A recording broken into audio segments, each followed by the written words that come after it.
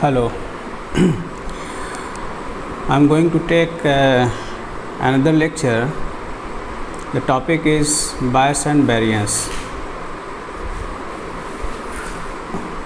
Bias and variance.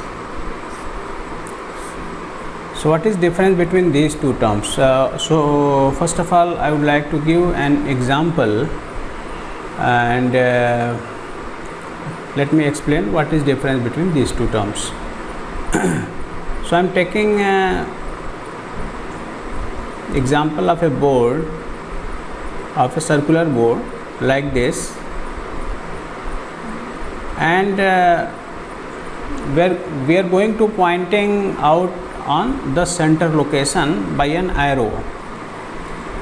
So there may be one case that this arrow can be like this. This arrow may be hitting on the board on this position, may be hitting on this position, like that. So based on my hand gesture, it can be hitting like this. So if I take the mean of all these points and take the variance of all these points from that mean position, then it will be called as variance. That means the variation of every point from the mean of the center of all the point, it is called as variance. And what is bias? Bias is the deviation from the actual point. This was my target point, and variation of every point from my target point is in a particular direction. This direction is this one, this one, this one. So if I take the mean of all these points, it is called as bias. That means my actual target is biased by my practical target. So this is the difference between these two terms. That means variance is the variation from the mean position of all the data point, and bias means the deviation from my output target of all the data point. This is the basic difference between these two terms. Now let us understand these things mathematically. Suppose I am writing the input and output in the form of a function, that means y equal to fx. So fx, x is my input point and y is my output point. But due to some error, due to some reason, there can be some corruption in the output. Suppose this corruption is represented by a corruption term that is called as epsilon. So I am saying that this is corruption term because it is corrupting my desired output.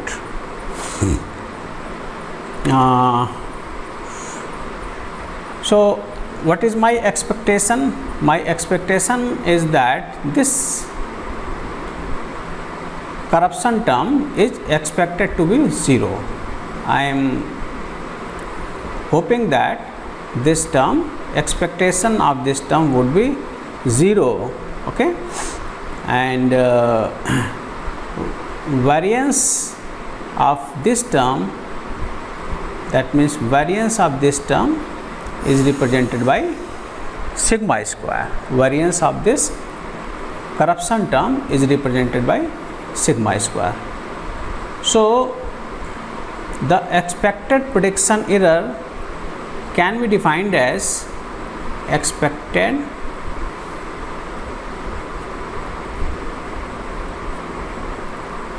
prediction error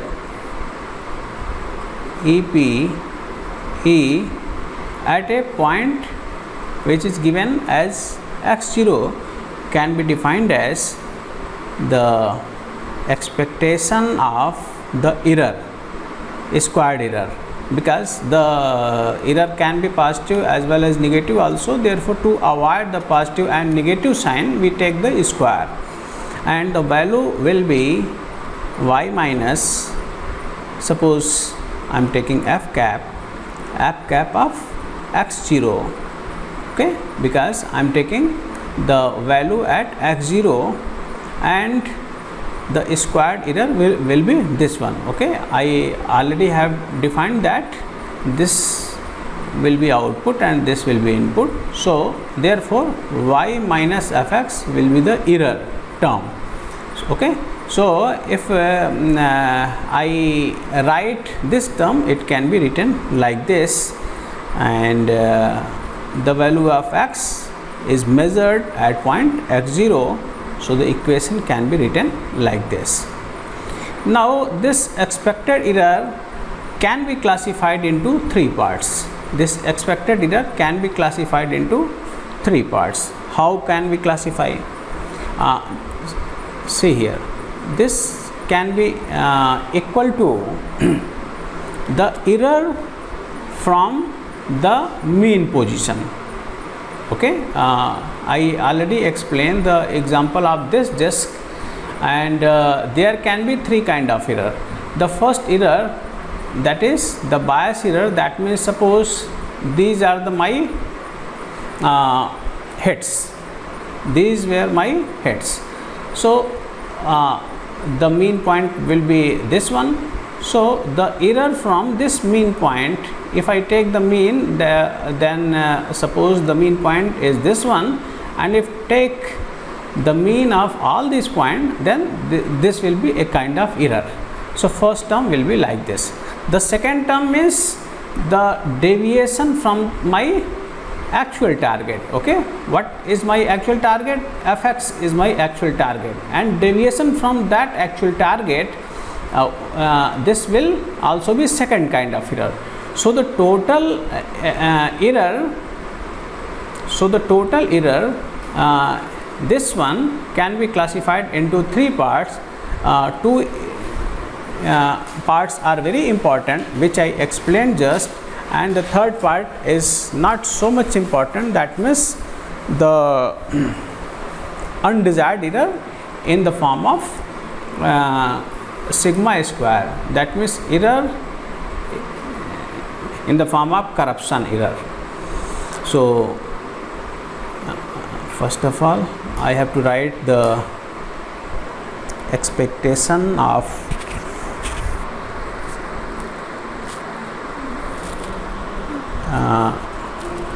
f cap, sorry, it is f cap. This is output of all the sample point,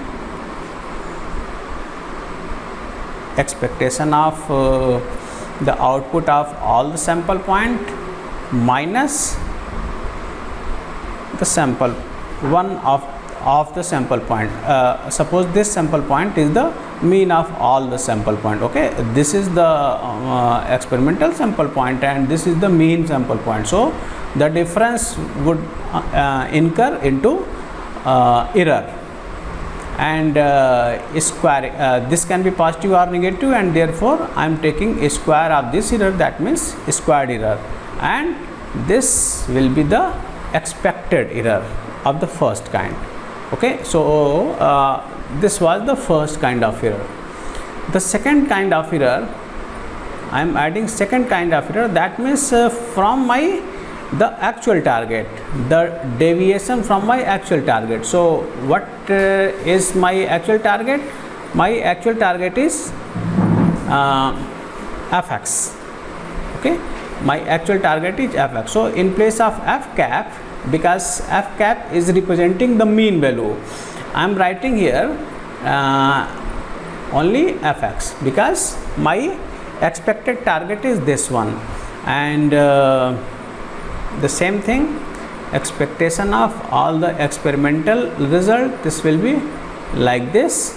So difference between this one can be represented in the form of this one. Okay, so see here, what is difference between this and this term? Here we have not applied cap. That means this is the main target value of the result. Okay, and here it is the mean value of the sample point. Okay, we have taken a sample point and we have taken the mean of that sample point. This is the basic difference between, and the remaining term suppose is sigma square.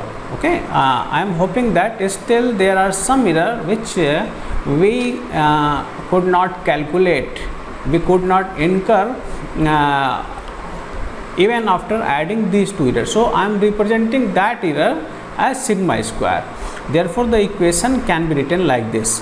So this is the first error, this is the second error, and this is the third error. Okay, the first error is termed as variance. Okay, because it is varying from the central position. The second error is like bias. Okay, the second term is like bias, and the third term is called as internal noise. Internal noise. So in this way, this is very important. Okay, this is very important, and I hope that you have easily understood what is the difference between variance and bias. Okay, variance means the variation from the mean position, and bias means the variation from the target position. So this is the actual. Okay, suppose you are giving an examination. Okay, and you have made your target that you will secure 90% marks in this examination. Okay, in all the subject. Okay, so suppose there are 5 subjects in this semester. So in some subject you have got 60% marks, in some 65% marks, in some 80% marks, 75% marks. So in this way you have got this mark. So there is a huge deviation from the target. That means your target was 90, but in one subject you have secured only 60% marks. In one subject you have secured 80% marks. In one subject you have secured 75% marks. So this type of deviation is known as bias. Okay, that means you are biased from your target. And what is the variance? If we don't take my actual target, then we will take the mean of my all the marks. That means if we take the mean of 60, 80, 75, so then suppose it is around 75%. So the variation from this marks, that means 75% marks of all the subject, if we take the difference, then it is called as variance. So I hope you have easily understood what is the basic difference between bias and variance. Now suppose I am taking now I am going to explain what is the effect of increasing the number of experiment over the bias and variance. So this is my next thing, which suppose I am increasing my experiment. So if I am increasing my experiment, then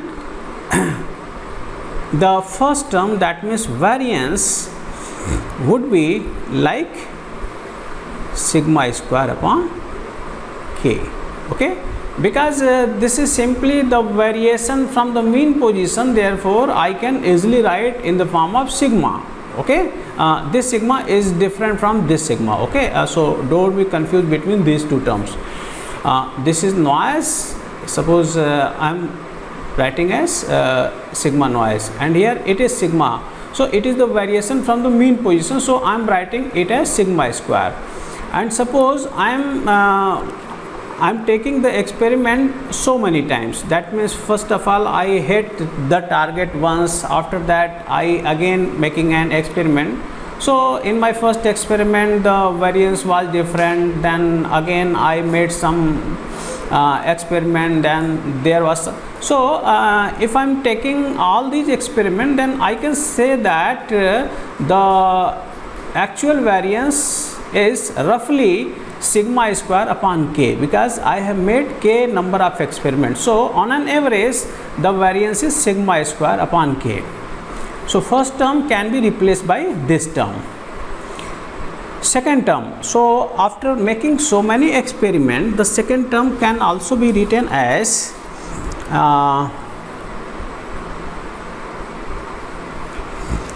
because this is deviation from the central position, therefore first of all I have to write the central result, and it is fx, as I know, and the difference, the deviation from this central position. So the deviation means fx0 minus expected value, and the average, that means 1 upon k, L equal to 1 to k f of xl.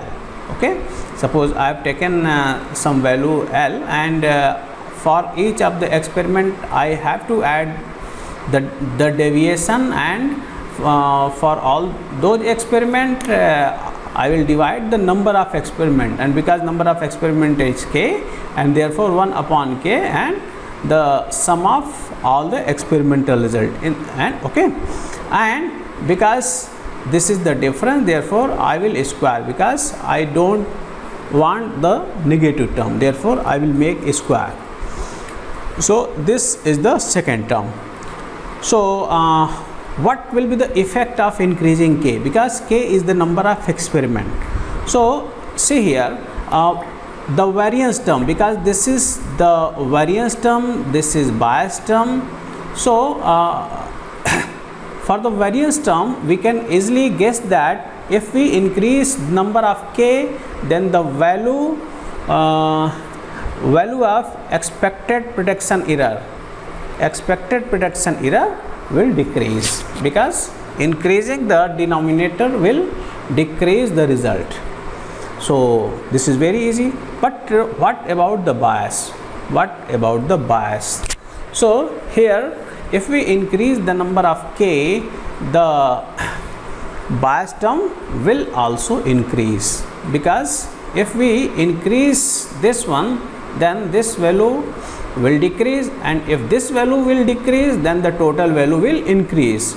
So in this way the bias term will increase, so this value will decrease for increasing k, variance will decrease and bias will increase. And this is very clear that if we make more and more experiment, then it will be more dense. Okay, it will be more densely populated towards the mean of this one. So in this way, if we increase the number of experiment, the variance will decrease, and if the variance will decrease, that means the distance from the bias, because initially some experiment was near to the central point also, but if we increase the number of experiment, then there is very great possibility that in the later time you will make more appropriately hit at this position, that means at the central position. So in this way, initially if the bias was this one, then it will be going towards the upper side, that means mean side. So in this way the value will increase. So in this way we can say that for increasing the number of experiment, variance will decrease and bias will increase. But what about if we increase the number of dimension? Here I have taken only 2-dimensional case, but what will happen if we increase the number of dimension also? Suppose I am taking a three-dimensional case. So in case of three-dimensional case, by increasing k, it is not always the case that variance and bias both will increase and decrease. Okay, there can be possibility that both can increase or both can decrease. Okay, so for higher dimension this rule will not be followed. Okay, because there is one more space, one more dimension for the movement in the higher dimensional case. So the distance can be increased in that extra dimension. Therefore we cannot say by guarantee that for increasing k, variance will decrease and bias will increase, or vice versa. That means by decreasing the case, variance will increase and bias will decrease. So by decreasing the case, in that case variance and bias both will increase. So for higher dimension,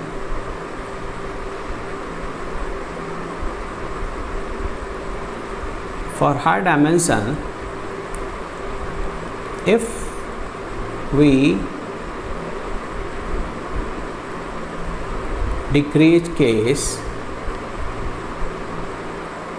variance, bias both will increase. So I hope that you better have understood this topic. Okay, now I am going to explain my next topic, that means sum of subset problem. Next topic is sum of subset problem.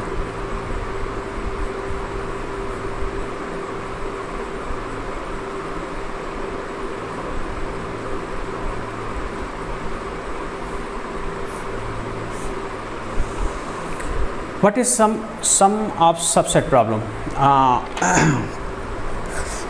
This is required if we want to decrease the number of dimension.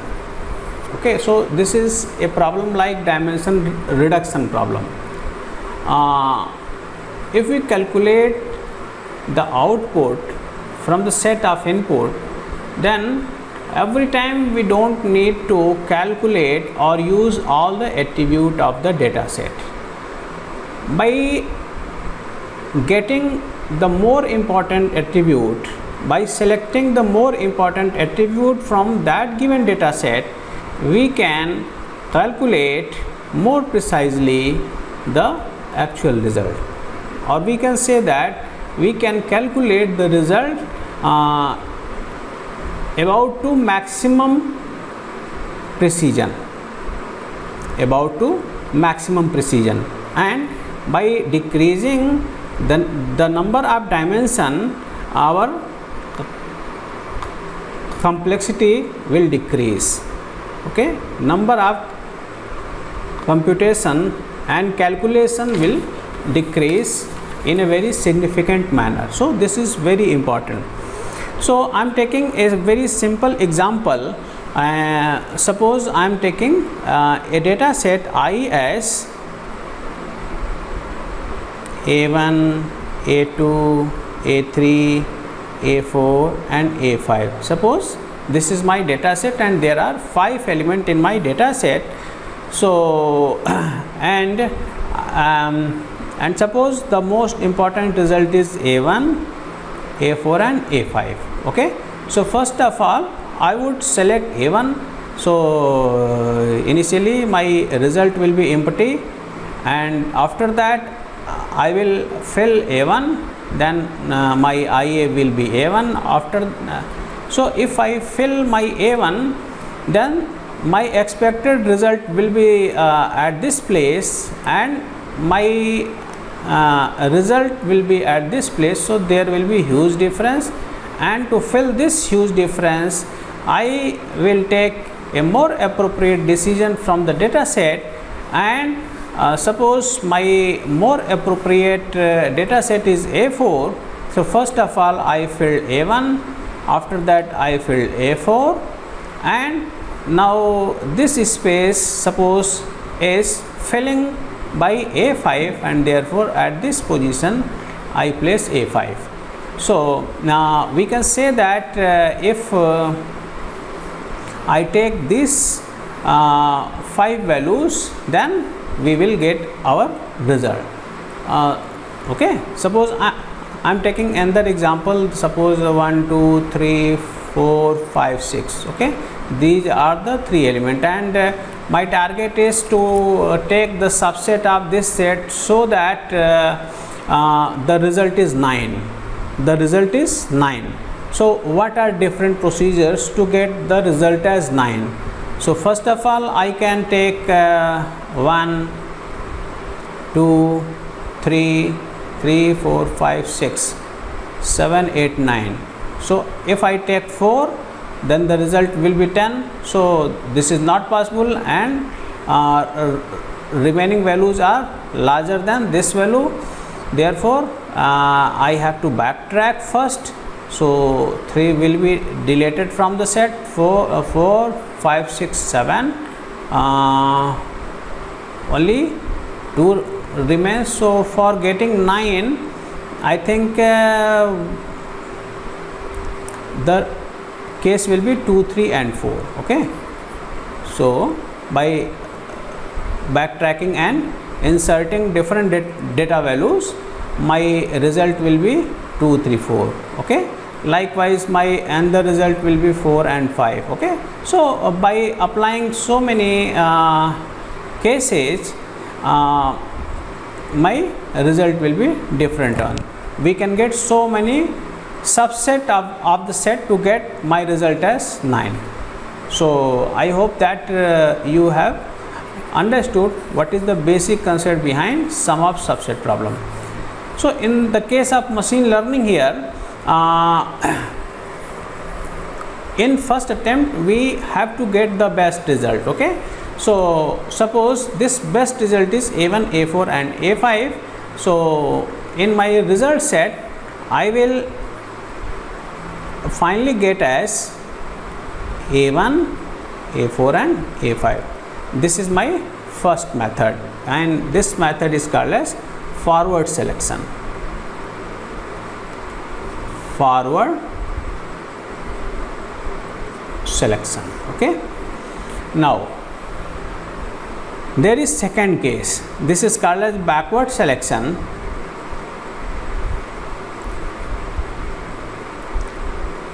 Backward selection, or its name is shrinkage method.